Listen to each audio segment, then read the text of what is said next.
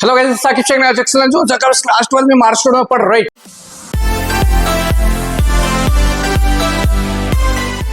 यार ऑलरेडी हम लोग ना आपको कंप्लीट क्लास 12 का अच्छा फिजिक्स हो, मैथमेटिक्स हो और केमिस्ट्री हो, हमने सिलेबस स्टार्ट कर दिया। यार इससे पहले ना जो फिजिक्स है, फिजिक्स के मोस्टली चैप्टर्स हमने कवर अप किया था, लेकिन वो व्हाइट बोर्ड पे हमने पढ़ाया था, राइट। बट अभी हम पढ़ाने वाले एक न्यू जर्नी हम स्टार्ट करने वाले डिजिटल बोर्ड पे, राइट। यार ये जो रोटेशनल डायनेमिक है ना, लाइक हमने फिजिक्स और केमिस्ट्री ऑलरेडी पढ़ाया हुआ है, लेकिन वापस से हम रिपीट करें फर्स्ट चैप्टर से। तो आज हम स्टार्ट करेंगे फिजिक्स का first chapter class 12 Maharashtra board का। जो सबसे पहला चैप्टर आपका वो है रोटेशनल डायनेमिक, राइट। जो फर्स्ट चैप्टर आपका वो रोटेशनल डायनेमिक है, तो उससे हम स्टार्ट करने वाले, राइट। तो उससे पहले यार अगर चैनल पे आप न्यू हो तो चैनल को सब्सक्राइब करके उसके बेल आइकन को प्रेस करना, ताकि जब भी हम लोग वीडियो अपलोड करें आप तक नोटिफिकेशन पहुंच जाए। और जितना हो सके इस वीडियो को अपने फ्रेंड्स को कर देना शेयर, क्योंकि आज से आपको रेगुलर वीडियोस मिलना स्टार्ट।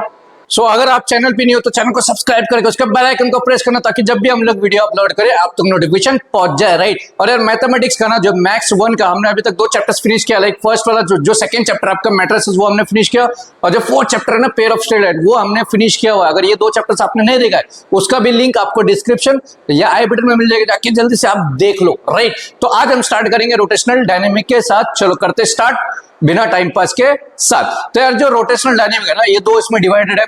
मतलब ये जो चैप्टर है ना, चैप्टर जो रोटेशनल डायनेमिक है आपका, ये 2 इसमें डिवाइडेड है। तो रोटेशनल डायनेमिक बेस्ड ऑन है सर्कुलर मोशन पे, और आपका दूसरा है रोटेशनल मोशन पे। किस पे है भाई? सर्कुलर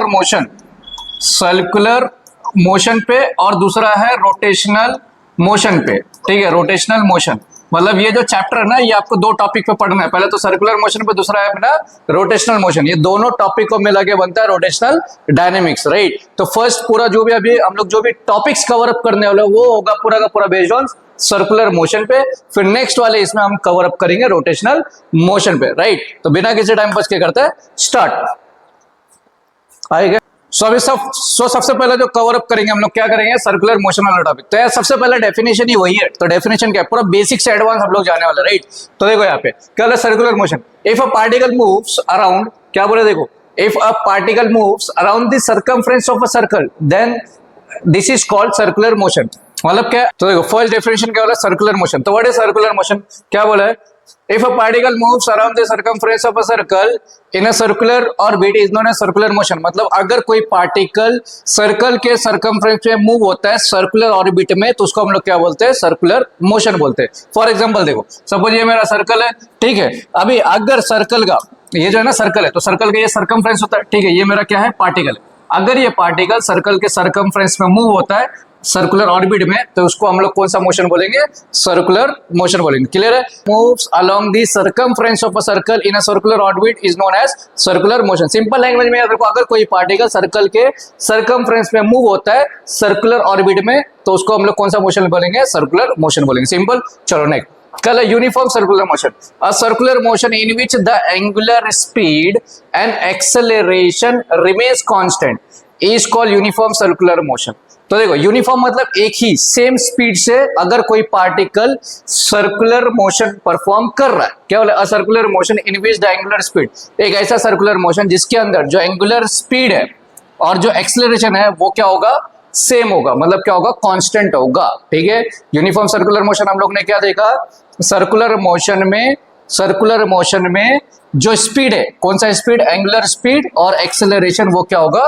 कांस्टेंट होगा। ये और एक सिंपल लैंग्वेज में आप देख सकते हो, अगर कोई पार्टिकल सर्कुलर मोशन अगर परफॉर्म कर रहा है, तो अगर सेम स्पीड से वो सर्कल के सर्कमफ्रेंस में मूव करता है सर्कुलर ऑर्बिट में, तो उसको हम लोग क्या बोलेंगे? Uniform circular motion. और इसका अपोजिट अपना क्या है? Non uniform circular motion, right. चलो आप इसका स्क्रीनशॉट ले लो ताकि आपके पास भी ये नोट्स हो जाए अवेलेबल, राइट। जल्दी जल्दी इसकी स्क्रीनशॉट ले लो, राइट।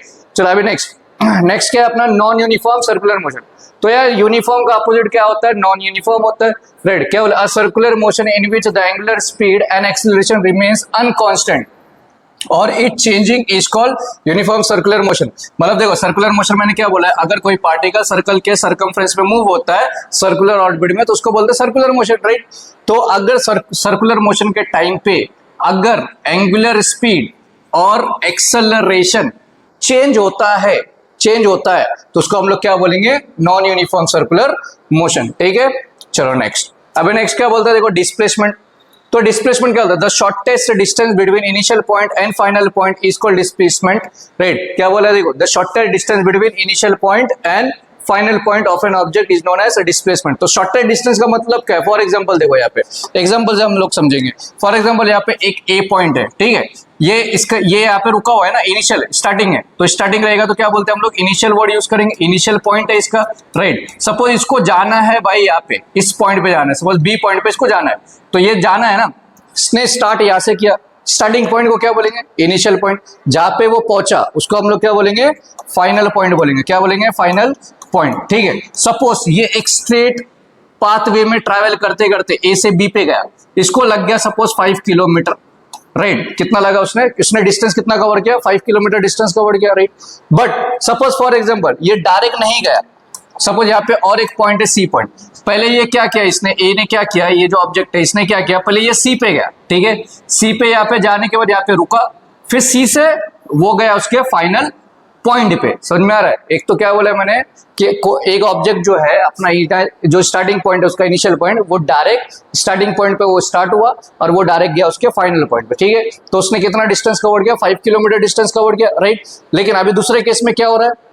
सपोज इससे ये जो है ये पहले गया सी पे, मतलब यहाँ पे गया, यहाँ पे रुक गया, रुकने के बाद फिर वापस यहाँ से बी पे आया। मतलब देखो ये ए को देखो जाना कहा था, फाइनल पॉइंट पे जाना था, स्ट्रेट जा रहा है, 5 किलोमीटर लग रहा है, बट सपोज ऐसा घूम के जा रहा है, थोड़ा घूम के जा रहा है, उसको लग गया 10 किलोमीटर, राइट।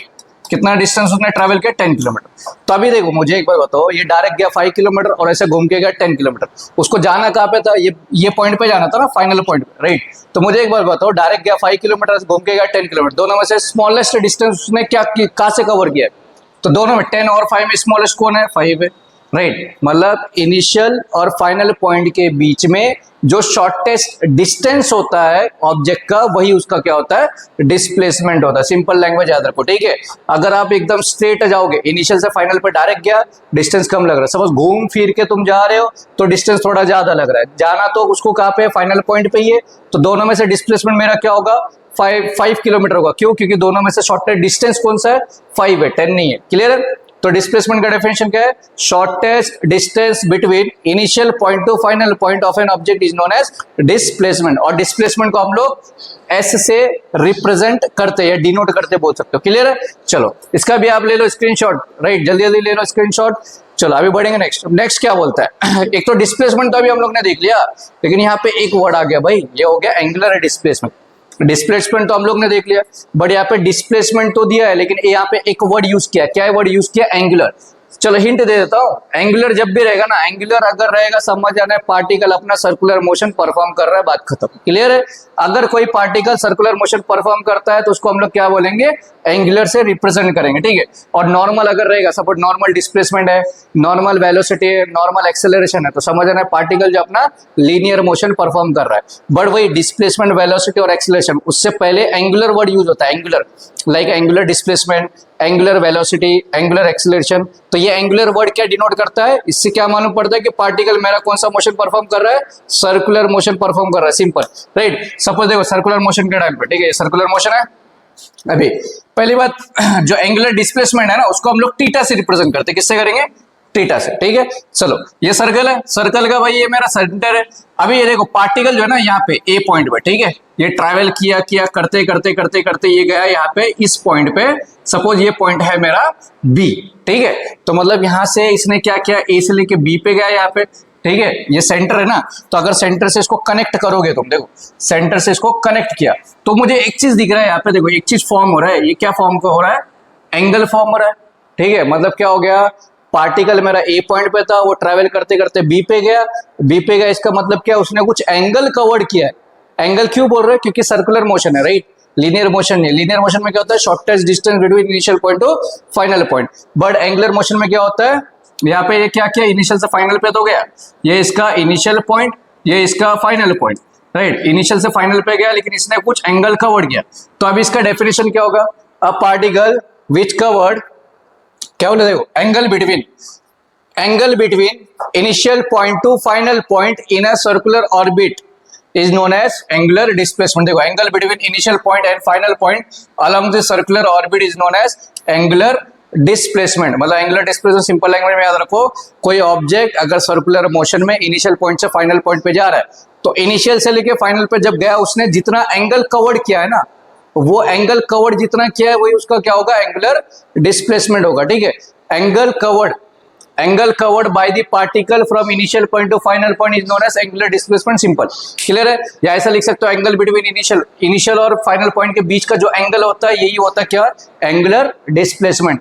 नॉर्मल डिस्प्लेसमेंट क्या होता है, shortest distance between initial point, मतलब इनिशियल पॉइंट और फाइनल पॉइंट के बीच का जो शॉर्टेस्ट डिस्टेंस होगा ना, वो क्या होगा, डिस्प्लेसमेंट होगा।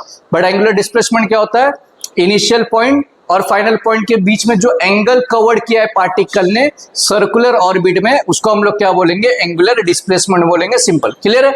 चलो इसका भी आप ले लो स्क्रीनशॉट, राइट, ले लिया। चलो अभी नेक्स्ट देखो, वेलोसिटी। तो वेलोसिटी यार, वेलोसिटी क्या है, एकदम सिंपल सा है, ज्यादा कुछ नहीं है। देखो वेलोसिटी आगे ना सिर्फ वेलोसिटी है, यहाँ पे वेलोसिटी है, बट यहाँ पे एक चीज लिखा है एंगुलर वेलोसिटी। दोनों में डिफरेंस क्या है भाई, यहाँ पे एंगुलर वर्ड यूज होगा ना, एंगुलर मतलब है सर्कुलर मोशन पार्टिकल परफॉर्म कर रहा है, बट नॉर्मल वेलोसिटी है मतलब क्या है, लीनियर मोशन परफॉर्म कर। तो वेलोसिटी क्या होता है, simple, the rate of change of displacement with respect to time is known as velocity. मतलब सिंपल से देखो, जो वेलोसिटी होगा ना वो क्या होगा, डिस्प्लेसमेंट अपॉन टाइम। डिस्प्लेसमेंट किससे रिप्रेजेंट करते हैं, एस से, टाइम क्या अपना टी। तो इसको अच्छे से लिखना है तो क्या लिख सकते हो, the rate of change of displacement with respect to time is known as velocity। Clear, the rate of change of displacement with respect to time is known as velocity। Simple language में याद रखो, velocity equal to क्या होता है, displacement upon time. मतलब displacement जो रहेगा उसको डिवाइड करेंगे टाइम से, तुमको क्या मिल जाएगा, वेलोसिटी मिल जाएगा। कुछ डाउट है? चलो अभी नेक्स्ट, एंगुलर वेलोसिटी क्या है। पहली बात, एंगुलर जो वेलोसिटी है ना, एंगुलर वेलोसिटी को हम लोग ऐसा ओमेगा से रिप्रेजेंट करते हैं। ठीक है, क्या है, ओमेगा, ये डब्ल्यू नहीं है, ओमेगा बोलते हैं इसको हम लोग। ठीक है, क्या बोलेंगे, ओमेगा। तो क्या होता है, देखो यहाँ पे वेलोसिटी क्या था, डिस्प्लेसमेंट अपॉन टाइम था, तो एंगुलर वेलोसिटी क्या होगा, angular displacement upon time. Clear है? तो सिंपल लैंग्वेज में याद रखो, जो एंगुलर वेलोसिटी है उसको ओमेगा से रिप्रेजेंट करेंगे। फॉर्मूला क्या होगा, the rate of change of angular displacement with respect to time is known as angular velocity. Simple, clear है भाई? देखो क्या आएगा, angular velocity equal to, rate word आ गया ना, रेट मतलब डी आता है। ठीक है, यहाँ पे वैसा D S upon D T ऐसे लिख सकते हो, तो डी डी आ जाएगा। क्या बोला, the rate of change of angular displacement theta से रिप्रेजेंट करेंगे और टाइम क्या अपना टी। तो ये मेरा फॉर्मूला। कुछ डाउट है? सिंपल, नॉर्मल डिस्प्लेसमेंट क्या होता है, the rate of change of displacement upon time is known as velocity, और एंगुलर डिस्प्लेसमेंट क्या होता है, the rate of change of angular displacement with respect to time is known as angular velocity, and angular velocity it is represented by omega। Clear है भाई? कुछ doubt है? चलो इसका भी आप स्क्रीनशॉट ले लो, राइट, जल्दी जल्दी स्क्रीनशॉट ले लो और अपने फ्रेंड्स के कर दो शेयर। चलो अभी बढ़ेंगे। अभी नेक्स्ट क्या, एक्सेलरेशन। पूरा बेसिक्स कवर करेंगे, पूरा बेसिक, जितना भी बेसिक्स है पूरा बेसिक से एडवांस हम लोग जाने वाले, राइट। चलो अभी एक्सेलरेशन क्या होता है, तो सबसे पहली बात, जो एक्सेलरेशन है ना उसको हम लोग ए से रिप्रेजेंट करते हैं। तो एक्सेलरेशन क्या होता है, the rate of change of velocity with respect to time is known as acceleration. Simple, rate मतलब क्या आएगा, डी बाई डी आ जाएगा। ठीक है भाई, डी बाई डी आ गया, तो एक्सेलरेशन का डेफिनेशन क्या बोला, the rate of change of velocity. ठीक है, the rate of change of velocity with respect to time, मतलब वी अपॉन टाइम। और एक सिंपल लैंग्वेज में देखना है, एक्सेलरेशन मतलब क्या होता है, जो वेलोसिटी रहेगा ना उसको डिवाइड करना टाइम के साथ, तो तुमको क्या मिल जाएगा, एक्सेलरेशन। सिंपल, तो एक्सेलरेशन क्या होता है, वेलोसिटी अपॉन टाइम।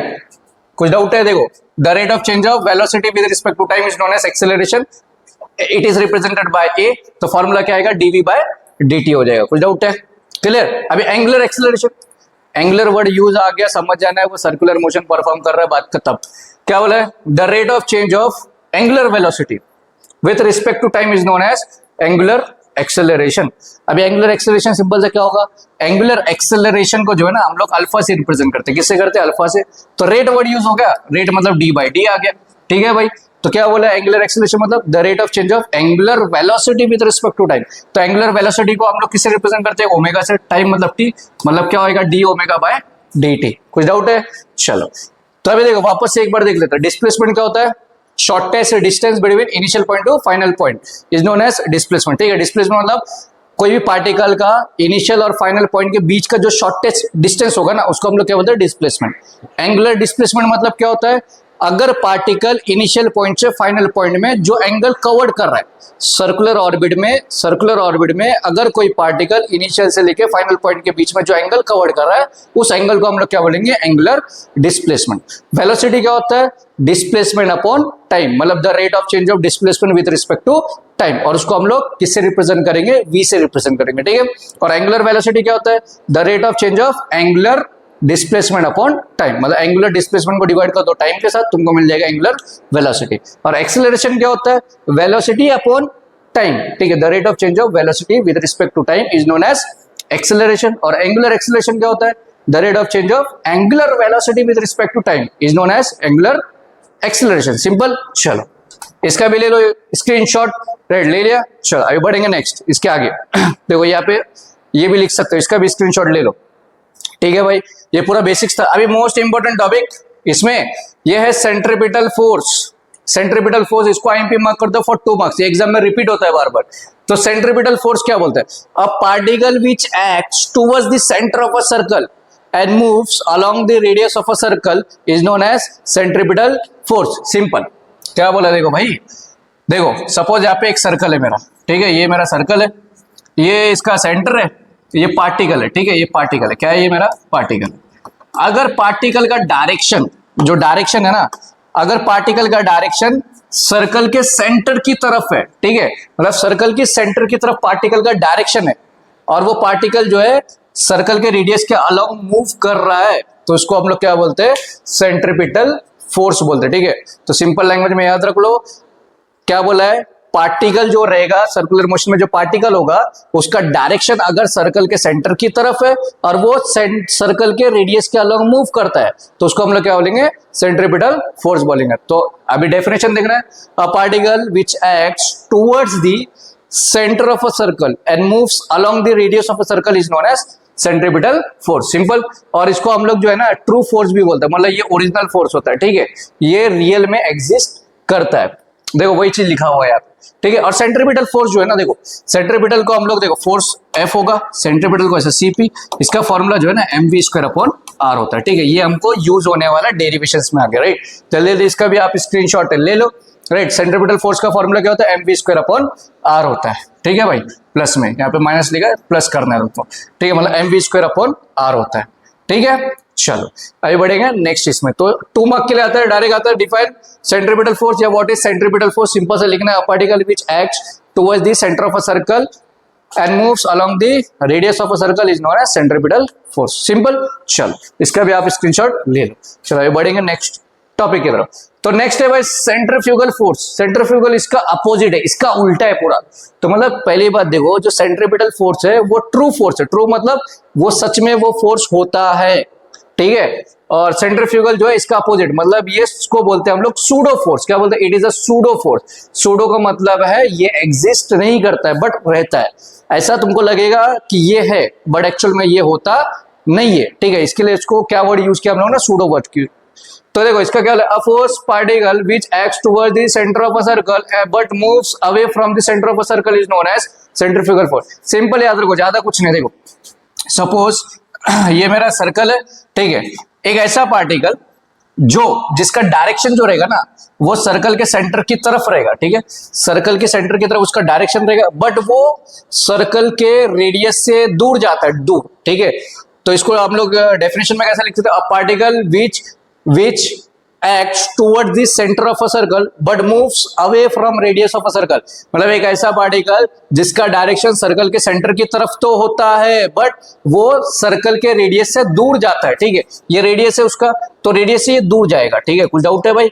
तो किसका अपोजिट है, सेंट्रीपिटल का अपोजिट है। सेंट्रीपिटल में क्या होता था, डायरेक्शन सर्कल के सेंटर की तरफ होता है और रेडियस के अलोंग मूव होता है। बट इसमें क्या होता है, डायरेक्शन तो सर्कल के सेंटर की तरफ होगा बट ये मूव सर रेडियस से दूर जाएगा, ये दूर जाएगा, ठीक है। चलो इसका भी आप स्क्रीनशॉट ले सकते हो, ले लिया स्क्रीनशॉट। चलो अभी नेक्स्ट। तो भाई देखो अभी यहाँ पे एक्चुअल में चैप्टर ना यहाँ से स्टार्ट होने वाला है। अभी यहाँ से एक्चुअल आपका चैप्टर स्टार्ट होने वाला है। तो बोलता क्या, देखो application of uniform circular motion तो यूनिफॉर्म सर्कुलर मोशन में सबसे पहला जो डेरिवेशन है ना, अभी डेरिवेशन स्टार्ट होने वाला है। तो व्हीकल ऑन हॉरिजॉन्टल रोड, इसको मोस्ट टाइम पे इसको क्वेश्चन मार्क करना फॉर 2 मार्क्स। इस साल भी बोर्ड एग्जाम में आया हुआ है, 2024 के फेब में जो एग्जाम हुआ था फिजिक्स का, उसमें ये क्वेश्चन आया था और इससे पहले भी रिपीट हुआ है, तो इसको आईएमपी मार्क कर लेना, राइट। चलो अभी यहाँ पे हम लोग डेरिवेशंस देखने वाले हैं, राइट। चलो डेरिवेशंस हम लोग देखने वाले हैं, ये डेरिवेशंस, राइट। एक एक क्या बोला, व्हीकल ऑन हॉरिजॉन्टल रोड, ठीक है। चलो सो अभी जो ये जो डेरिवेशन है ना, इसको आईएमपी मार्क करना फॉर 2 मार्क्स, एग्जाम में रिपीट होता है, right. Vehicle on horizontal road, अगर कोई व्हीकल एक हॉरिजॉन्टल रोड पे ट्रैवल कर रहा है तो उस टाइम पे उसका स्पीड कितना होना चाहिए तुमको फाइंड आउट करना है, सिंपल, राइट। चलो तो ये मेरा कुछ डायग्राम है ऐसा, ये व्हीकल है, तो इस पे देखो नीचे की तरफ ग्रेविटी फोर्स लग रहा है, ठीक है, mg फोर्स लग रहा है, और उसको बैलेंस कौन कर रहा है, एक नॉर्मल फोर्स बैलेंस कर रहा है, और यहाँ पे एक फ्रिक्शन फोर्स लग रहा है, क्या लग रहा है, फ्रिक्शन फोर्स। तो फ्रिक्शन फोर्स काम क्या करता है पहले वो भी देख लेंगे हम लोग, बेसिक्स में 11th में भी आपने पढ़ा होगा, तो इसमें भी देख लेंगे। जो फ्रिक्शन फोर्स होता है ना, वो हमेशा याद रखो टायर और रोड के बीच में लगता है, दिख रहा है क्या, ये टायर और रोड के बीच में यहाँ पे लगता है फ्रिक्शन फोर्स। फ्रिक्शन फोर्स काम क्या करता है, देखो अगर फ्रिक्शन फोर्स ज्यादा होगा तो कोई भी व्हीकल होगा ना उसका स्पीड कम हो जाएगा, ठीक है। और दूसरा उल्टा केस, अगर फ्रिक्शन कम है तो कोई भी व्हीकल का स्पीड बढ़ जाएगा, सिंपल, राइट। तो याद रखो फ्रिक्शन फोर्स कहां पे लगता है, टायर और रोड के बीच में लगता है। तो भाई ये जो व्हीकल है मेरा, इस पे 2 फोर्स देखो, नीचे की तरफ ग्रेविटी फोर्स लग रहा है और उसको बैलेंस कौन कर रहा है, नॉर्मल फोर्स बैलेंस कर रहा है, राइट। तो मैं यहाँ पे लिख सकता हूँ फ्रॉम डायग्राम, ऐसा आप लिख सकते हो अच्छे से, फ्रॉम डायग्राम जो नॉर्मल फोर्स है वो बैलेंस कर रहा है mg को, ठीक है, ठीक है। ये नॉर्मल और ये जो mg है दोनों इक्वल हो जाएगा। अगर मुझे मास का वैल्यू चाहिए तो क्या आएगा, n/g आ जाएगा, ठीक है भाई। चलो इसको मैं बोल देता हूँ इक्वेशन नंबर 1। कुछ डाउट है, बात समझ में आ गया भाई, क्लियर। चलो नेक्स्ट, अभी इसके बाद यहाँ पे एयर जो फ्रिक्शन फोर्स है ना, जो फ्रिक्शन फोर्स है मेरा, उसका डायरेक्शन किसकी तरफ है। अगर सपोज ये एक सर्कल बन गया तो सर्कल के सेंटर की तरफ डायरेक्शन है, तो सर्कल के सेंटर की तरफ कौन सा फोर्स लगता है भाई, सेंट्रीपिटल फोर्स लगता है। तो फ्रिक्शन फोर्स जो होगा मेरा, ये जो फ्रिक्शन फोर्स होगा, सॉरी, ये जो फ्रिक्शन फोर्स होगा वो किसके इक्वल होगा, देखो ये जो फ्रिक्शन फोर्स है वो किसके इक्वल होगा, सेंट्रीपिटल फोर्स के इक्वल होगा। वेर जो सेंट्रीपिटल फोर्स होता है मेरा वो क्या होता है, mv²/r, ये फॉर्मूला होता है सेंट्रीपिटल फोर्स का, राइट। तो चलो अभी देखो क्या आएगा, Fs = mv²/r, और m का तो वैल्यू तुम्हारे पास है, तो फ्रॉम वन तो friction force equal to m की जगह पे क्या आएगा, n/g, और क्या बचा v²/r, ये तो था आपके पास, क्लियर है, ठीक है भाई, क्लियर है। चलो अभी नेक्स्ट देखो, अगर मुझे ये n अगर मैं यहाँ पे कर दे तो क्या आएगा, देखो Fs/n इक्वल टू क्या बचेगा, v²/rg, ठीक है। चलो इसको बोल दिया मैंने इक्वेशन नंबर 2। कुछ डाउट है भाई, समझ में आ गया इक्वेशन नंबर 1 और इक्वेशन नंबर 2 कैसा है, राइट। तो क्या मैंने जो नॉर्मल फोर्स है वो इक्वल टू mg, अगर मुझे m का वैल्यू चाहिए, g यहाँ पे जाके क्या होगा, डिवाइड, ये हो गया फर्स्ट इक्वेशन। नेक्स्ट क्या वाला, जो फ्रिक्शन फोर्स है ना वो इक्वल है सेंट्रीपिटल फोर्स का। सेंट्रीपिटल फोर्स का फॉर्मूला क्या होता है, mv²/r, तो mv²/r यहाँ पे क्या करेंगे, सब्स्टिट्यूट, और m का वैल्यू यहाँ पे है ना इक्वेशन नंबर 1, तो इधर m का वैल्यू क्या कर दो, पुट कर दो, m का जो वैल्यू n/g इधर सब्स्टिट्यूट करेंगे और n को मैंने इधर डिवाइड कर दिया। कुछ डाउट है। और एक बात याद रखो, यहाँ पे जो फ्रिक्शन फोर्स है ना, ऑल्सो या ऐसा बोल सकते हो आप, हियर जो फ्रिक्शन फोर्स है वो डायरेक्टली प्रोपोर्शनल है नॉर्मल फोर्स को, ठीक है, डायरेक्टली प्रोपोर्शनल, मतलब फ्रिक्शन बढ़ा नॉर्मल फोर्स बढ़ेगा, ठीक है। तो अगर मुझे डायरेक्टली साइन हटाना है तो कुछ तो कांस्टेंट देना पड़ेगा, तो कांस्टेंट मैं यहाँ पे क्या देता हूँ, म्यू एच देता हूँ, मतलब ये क्या हो जाएगा, कांस्टेंट ऑफ स्टैटिक फ्रिक्शन, ठीक है, और ये n। कुछ डाउट है भाई, ठीक है। सपोज n को अगर मैंने यहाँ पे डिवाइड कर दिया तो Fs/n इक्वल टू क्या आ जाएगा, म्यू एस आ जाएगा। तो ये भी आ गया इक्वेशन नंबर 3। अभी मुझे एक चीज बताओ, यहाँ पे इक्वेशन नंबर 2 और इक्वेशन नंबर 3 को गौर से ऑब्जर्व करो, ठीक है। If you observe equation number 2 and equation number 3 you will get, देखो Fs/n दोनों क्या इक्वल है ना, तो ये v²/rg और ये म्यू एस, ये क्या हो जाएगा, इक्वल हो जाएगा। तो यहाँ पे लिख सकते हो फ्रॉम 2 and 3 भाई v²/rg equal to mu S. मुझे क्या फाइंड आउट करना है, what you have to find, you have to find the speed of a vehicle, right. क्या है व्हीकल अपना हॉरिजॉन्टल रोड, मतलब कोई भी व्हीकल अगर हॉरिजॉन्टल रोड पे ट्रैवल कर रहा है तो उसका स्पीड कितना होना चाहिए, राइट। तो मतलब मुझे v का वैल्यू फाइंड आउट करना है, तो rg यहाँ पे जाके क्या हो जाएगा, डिवाइड, मतलब v² इक्वल टू क्या आ जाएगा, म्यू एस rg। तो अगर इसका स्क्वायर रूट निकाल दिया, टेकिंग स्क्वायर रूट, देखो यहाँ पे टेकिंग स्क्वायर रूट, अगर आप स्क्वायर रूट निकालते हो वो इक्वल टू क्या आएगा, म्यू एस rg। कुछ डाउट है भाई, समझ में आ गया, ये मेरा आंसर। जल्दी जल्दी आप इसका स्क्रीनशॉट ले लो ताकि आपके पास भी ये नोट्स हो जाए अवेलेबल, राइट। ले लिया, एग्जाम में आएगा as it you have to write, right, clear है, समझ में आ गया। चलो एग्जाम यहाँ पे आप लिख सकते हो कि ये जो व्हीकल है इस पे डाउनवर्ड डायरेक्शन में ग्रेविटी फोर्स लग रहा है, mg फोर्स लग रहा है, और उसको कौन बैलेंस कर रहा है, नॉर्मल फोर्स लग रहा है, और जो फ्रिक्शन फोर्स है वो टायर और रोड के बीच में यहाँ पे अप्लाई हो रहा है, ठीक है। ये आप ओन वर्ड्स में लिख सकते हो, उसके बाद फिर ये स्टार्ट करना सिंपल। चलो जल्दी जल्दी इस वीडियो को शेयर करो अपने फ्रेंड्स के साथ। चलो अभी बढ़ेंगे नेक्स्ट डेरिवेशन के तरफ, राइट। सो अभी जो नेक्स्ट वाला डेरिवेशन है वो क्या बोलता है यहाँ पे, वेल और वॉल ऑफ डेथ। ये भी एग्जाम में आता है फॉर 2 मार्क्स, इसको भी आप आईएमपी मार्क कर लेना, राइट।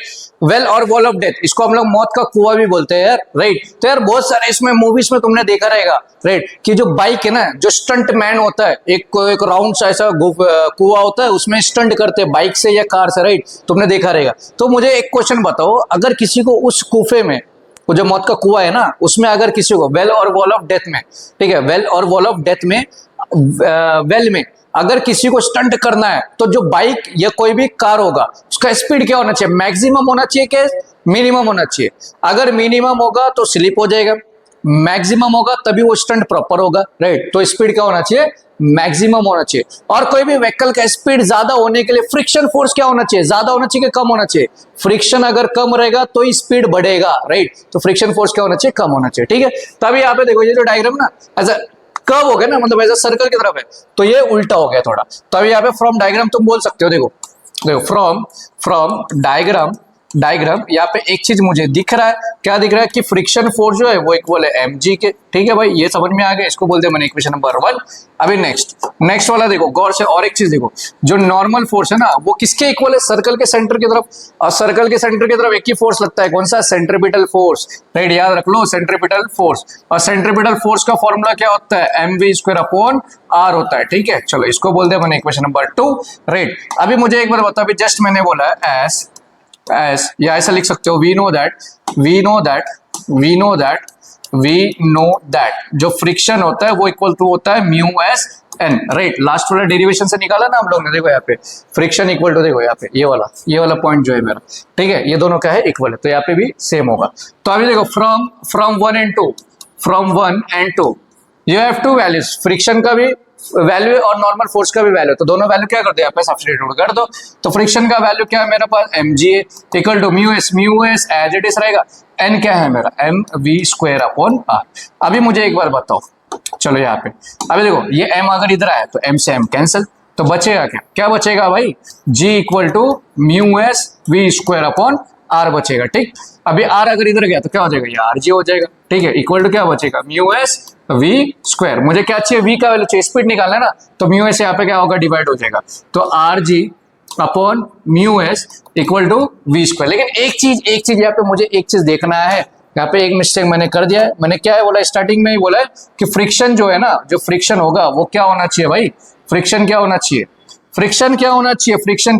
कम होना चाहिए, ठीक है, कम होना चाहिए या तो इक्वल होना चाहिए। कुछ डाउट है, अगर कोई व्हीकल का फ्रिक्शन लेस होगा तभी स्पीड का होगा, ज्यादा होगा, तो सिर्फ यहाँ पे एक करेक्शन आप कर देना, ठीक है, ये साइन आप दे देना, ठीक है, यहाँ पे मैंने साइन दे दिया, ठीक है। अब यहाँ पे टेकिंग स्क्वायर रूट निकाल दो, तो स्क्वायर रूट जब निकालोगे क्या मिलेगा, देखो v ऐसा लिख सकते हैं ना हम लोग, ग्रेटर अंडर रूट rg/म्यू एस, ठीक है, या तो ऐसा लिखो, और direct v is equal to क्या आएगा, अंडर रूट rg/म्यू एस, ये अपना आंसर है। जल्दी जल्दी इसका भी स्क्रीनशॉट ले लो ताकि आपके पास भी ये नोट्स हो जाए अवेलेबल, ये डेरिवेशन हो जाए अवेलेबल, एग्जाम में आता है फॉर 2 मार्क्स, राइट। ले लिया, सिंपल था यार, ज्यादा कुछ नहीं किया मैंने। देखो जो फ्रिक्शन फोर्स है वो इक्वल किसके इक्वल है, mg फोर्स के, दोनों इक्वल मैंने बता दिया, इक्वेशन नंबर 1। दूसरा जो नॉर्मल फोर्स है वो उसका डायरेक्शन किसकी तरफ है, सर्कल की सेंटर की तरफ कौन सा फोर्स लगता है कि सेंट्रीपिटल फोर्स लगता है, ठीक है, सेंट्रीपिटल फोर्स, ये भी मैंने इक्वेशन नंबर 2 बोल दिया। ये चीज मुझे पता था, सिर्फ इधर ये कि याद रखो, वेल में अगर कोई भी गाड़ी को अगर स्पीड ज्यादा होगा तभी वो स्टंट प्रॉपर कर पाएगा, परफॉर्म कर पाएगा, तो उसके लिए फ्रिक्शन क्या होना चाहिए, कम होना चाहिए, तो इसके लिए यहाँ पर लेस और इक्वल टू साइन दिया हुआ है। तो ये देखो एफएस और एन का value equation number 1 equation number 2 में है, वैल्यूज यहाँ पे पुट करो, एम कैंसिल हो गया, सॉल्व करोगे आंसर आपको मिल जाएगा। आई होप आपको समझ में आ गया होगा, राइट। तो यार आज हम लोग यहीं पे स्टॉप करेंगे, राइट। नेक्स्ट लेक्चर में इसके आगेगा, नेक्स्ट लेक्चर में सर्कुलर मोशन पूरे का पूरा कंप्लीटली फिनिश हो जाएगा, क्लियर है। फिर उसके बाद हम लोग रोटेशनल मोशन क्या करेंगे, स्टार्ट करेंगे। तो जल्दी जल्दी इस वीडियो को अपने फ्रेंड्स के कर दो शेयर, ताकि जब का हो जाए बेनिफिट, और अभी से रेगुलर लेक्चर्स आपको मिलना स्टार्ट हो जाएगा। और ये चैनल सब्सक्राइब जरूर करना। चैनल पे कुछ आई थिंक 461 अभी तक हमारे 461 स्टूडेंट्स हमारे चैनल से कनेक्ट हो चुके। 500 होने में कितना बचा है भाई, 39 ही बचा है। जल्दी जल्दी शेयर कर दो, 39 को कनेक्ट कर दो, 500 कर दो, जल्दी जल्दी हम लोग बढ़ेंगे। तो मिलते हैं एक न्यू जोश, एक न्यू एक्टिवनेस, एक न्यू लेक्चर के साथ। तब तक पढ़ते रहो, मुस्कुराते रहो और इस वीडियो को शेयर करते रहो। Thanks for watching the video. एक न्यू जोश के साथ, एक न्यू एक्टिवनेस के साथ मिलते हैं नेक्स्ट लेक्चर में।